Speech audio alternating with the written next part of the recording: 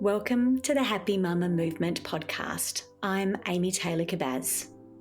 I would like to start by acknowledging the Gadigal people of the Eora Nation on which this podcast is recorded as the traditional custodians of this land, and pay my respects to the elders past, present, and emerging.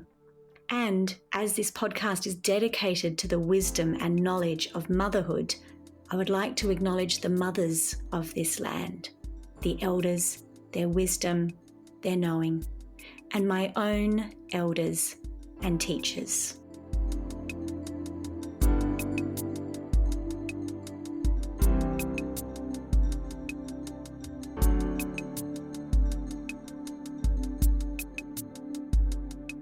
Welcome back, mamas. I'm recording this episode for you today, overlooking the spectacular bay at Bateman's Bay in New South Wales, Australia, from my parents' house. I have been wanting to record this episode for you for quite a while. And every time I thought about sitting down and recording it, I wasn't ready. I felt too emotional, too raw, too vulnerable, not ready enough to share my thoughts on something that is incredibly hard still for me. Even after teaching on this for more than a decade, 46, nearly 47 years of life, this topic would have to be still one of the hardest ones for me to come to terms with and work through on my own.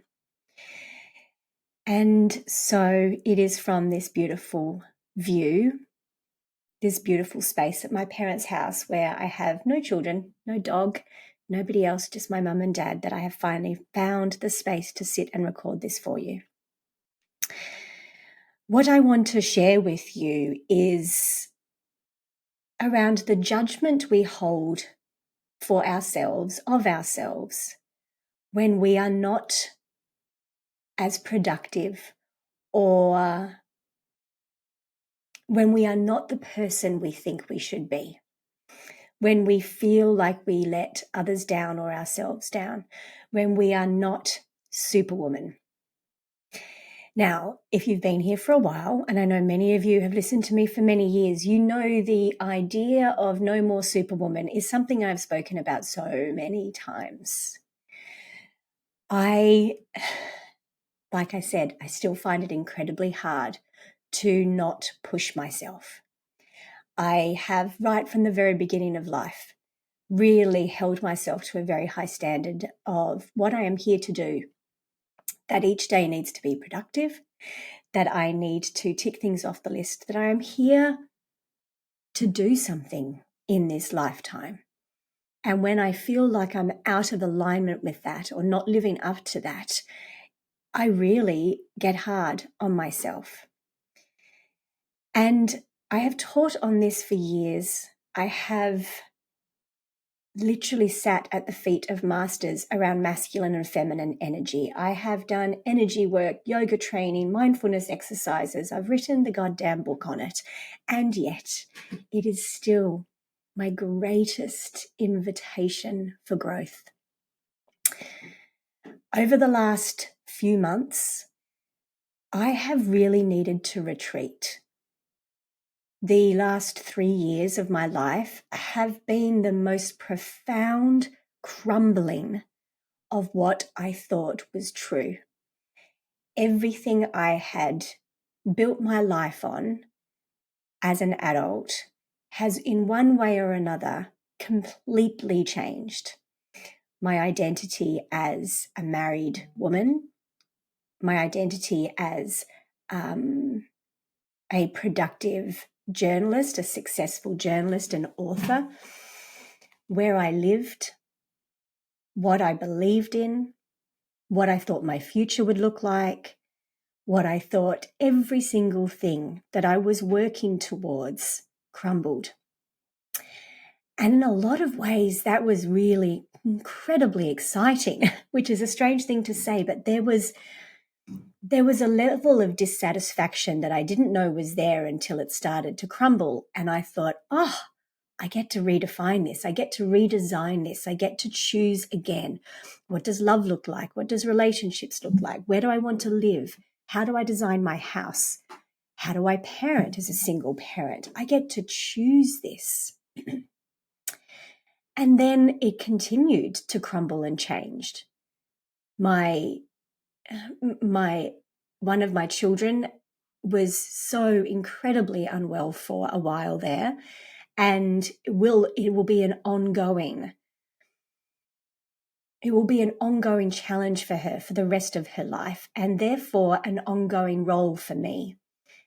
I didn't realize at the time the impact that had on me personally. And the impact of all of it, one thing after another after another. And through a lot of that time, I continued to show up in ways now that surprise me. I continued to show up from the side of hospital beds, writing emails. I continued to show up in ways that I was incredibly proud of and still am. And I also needed to do. I was responsible for the income for my family now. I needed to keep showing up and I needed to keep going. And I did. And that is one of my superpowers, and I will forever be proud of myself for that. But like my beautiful friend Claire Obeid says, and I'll pop the link to my conversation with her on the podcast about this topic, the body keeps score. And after 3 years of one thing after another, and after 3 years of really showing up, this year, my body has remembered. This year, see, there's my voice. This year, my body has shown me. And over the last few months, as things have continued to crumble and change, I have needed to listen and I have needed to stop. And it is so surprising to me how difficult this was to do again, even though that I have been here so many times before. I was here when I was pregnant with my son, my third pregnancy. I went into early labor because it was the only way my body would make me listen. And I had to sit my ass on that couch for 10 weeks and listen and remember and learn. I have been here before after the birth of my first daughter with my thyroid disease and the diagnosis of that. I have been here so many times. And that's what I want to talk to you about today.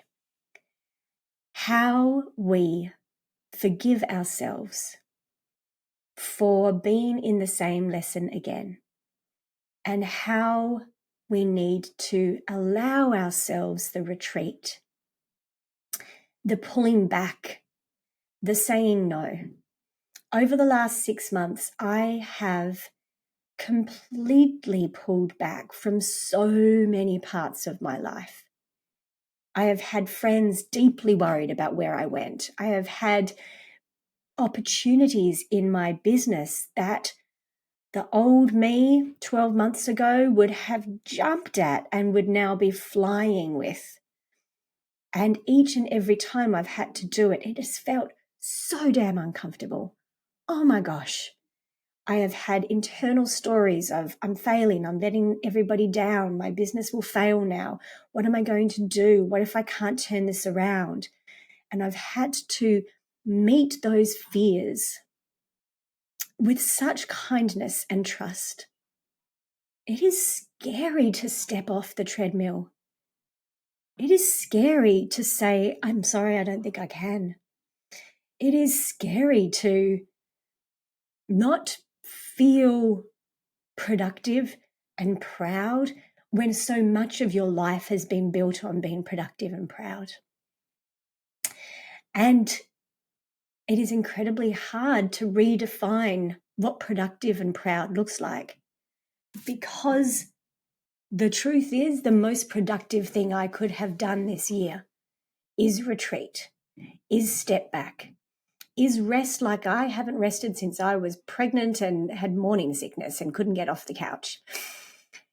it is scary to look at your calendar and think, I can't show up for that today. I can't honor my commitments today. I don't have that in me. And send that email. And when the reply comes in, hoping that the person who received that email doesn't judge you. This ingrained belief that we need to show up no matter what is so deep in myself and all the women that I talk to every day. And we apologize for it so profusely. We try and overcompensate. Something I have done many, many, many times and trying not to do anymore is that if I need to move a meeting because legitimately I'm on the way to the hospital for one of my kids or dealing with a crisis situation in my family with my children, I will overcompensate for that because I feel so bad that I've needed to change something by adding 2 bonus calls at the end or something like that. This tendency to value productivity and service to others more than what we need is so ingrained and is so hard for so many of us. And yet it is, I think, one of the greatest gifts, the greatest opportunities to heal and learn. I remember many years ago, before I was married, before I had children, my sister and I were traveling through Vietnam and Cambodia. We were traveling through Asia and we got very sick in Vietnam, really unwell, couldn't stop vomiting, very unwell, but the both of us. And we were at the airport in Hanoi and looked at the board that lists all of the planes and where they were going. And we could see our flight that was taking us to Cambodia. And a few flights down, there was a flight back to Sydney. And I remember calling my dad from the airport. I think it was on a payphone because it was well before mobile phones. And my dad, my whole family except for me, were in the Defence Force. So my dad, always military thinking, Defence Force thinking. When I explained to him how sick my sister and I were and expressed my worry about, I don't know if I can keep going, like I'm so sick and we are so sick and I don't know if we can go to Cambodia and I don't know what to do. He said something to me at the time, which is the name of this podcast and is one of the greatest, I think, pieces of advice I've ever been given, which was, Amy, there's no shame in a strategic retreat. Of course, he meant about it's okay if you and your sister want to pull out of this trip and come home. If you're that sick and you're that scared, just come home. Hearing those words made me realize that it was okay to go home, but actually, no, I'm all right to keep going now. I needed permission to know I didn't have to.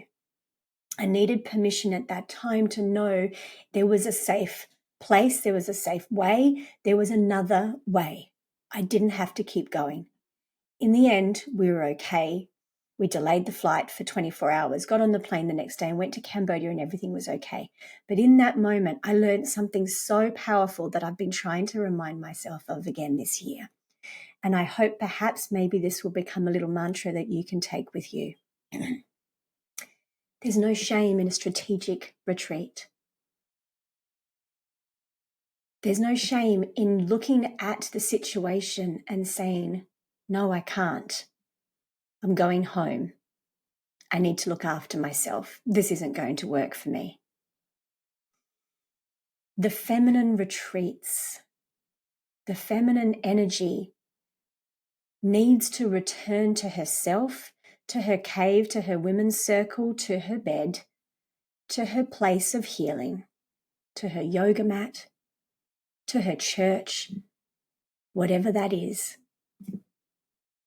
In that retreat, she remembers, she finds herself, she heals, and then she can go back out again. But we need that permission. We need somebody on the end of the phone to say, there's no shame if you can't do this. You don't have to push on. It's okay. You know, in my dad's mind, it's a military analogy. The battlefield is in front of you. The commander looks at it and thinks, nope, there's no way we're going to win this. And the cost is going to be too high. So we're out. We're retreating. Perhaps in life, sometimes we need to look at the battlefield in front of us and realize there is no way that we're going to come out of this without some injury, without some negative impact. And so it's time to retreat. I have had to retreat. I feel that the retreat is coming to an end. I feel that I have remembered again. I have found what I needed again. Like a baby giraffe stepping out on wobbly feet, I do feel there's a bit of wobbly legs here, but I feel that the biggest lesson in this retreat was being okay with the retreat again, was remembering that the greatest strength we can show as women and as mothers is the retreat, is saying no, is sending that really, really uncomfortable email that says, I'm sorry, I'm going to need to change our plans. That is one of the hardest things for me, and I'm thinking for many of us. But there's no shame in a strategic retreat. As always, thank you for being here. Thank you for your patience. Thank you for being a space where I can finally record this episode, these reflections, and share. The more open we are about our retreats and our need to pull back, our need to listen, our need to say no, I hope the easier it is for each of us. Thank you again. See you next week.